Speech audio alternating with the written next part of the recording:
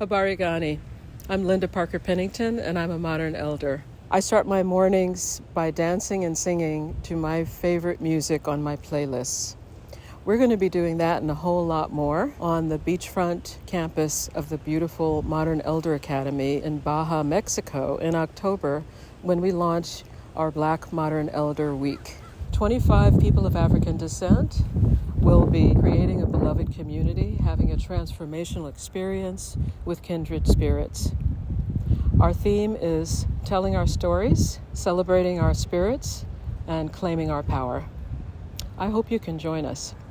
In addition, I want to tell you about our second Wisdom Circle, which will happen by Zoom on September 8th at 9 a.m. Pacific Time. And that'll be on the topic of navigating the corporate waters from ageism to racism. We'll be joined in conversation by Maeva Richard and Greg Morris. Information about both programs can be found in the link attached to this video. I hope you can join us. Ubuntu.